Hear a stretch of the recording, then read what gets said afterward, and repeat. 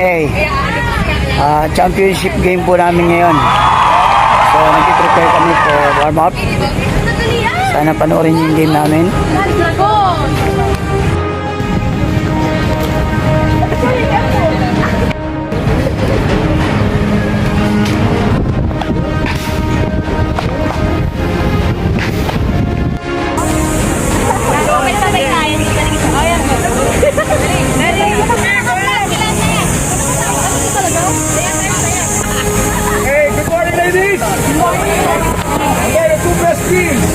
First ever women's baseball. Okay, let's play hard. Okay, may the best team win. Good luck.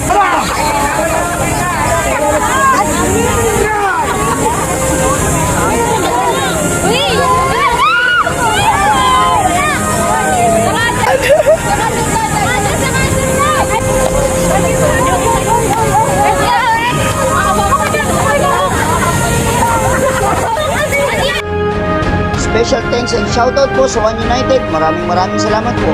Ang video na ito ay kuha sa highlights ng championship game ng Manila Peaches at ng The Mansion.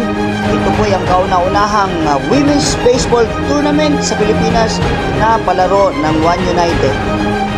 Sa unang inning po ay nasiro ang The Mansion pero hindi sila pumayag dahil sa second and third inning ay umiscore sila ng 2 points.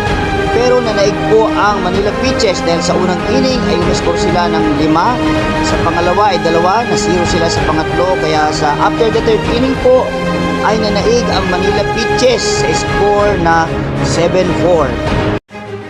Sa fourth inning po ay nagpakita ng bangis ang The Mansion. Binokya nila ang Manila Peaches. Sila naman ay umiscore ng 6 kaya nabaligtad po ang score. Mas lumamang na sila dahil after the fourth inning ang score po ay 10-7.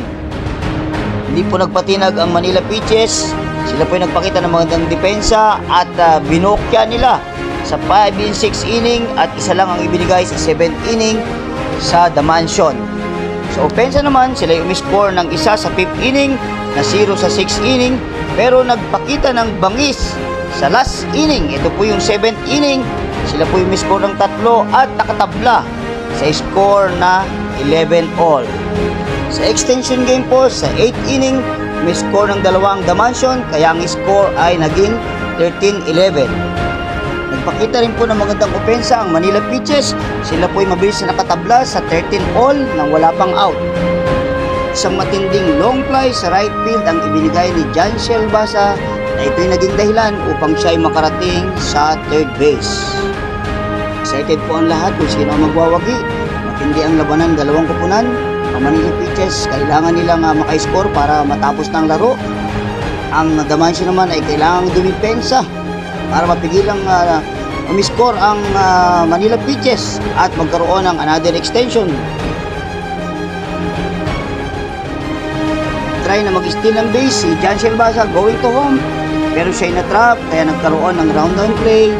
Nagpabalik-balik, pero hindi siya sumuko sa pakikipaghabulan at sa bandang huli, siya ay nagtagumpay na makarating sa home plate at natapos ang laro sa score na 14-13.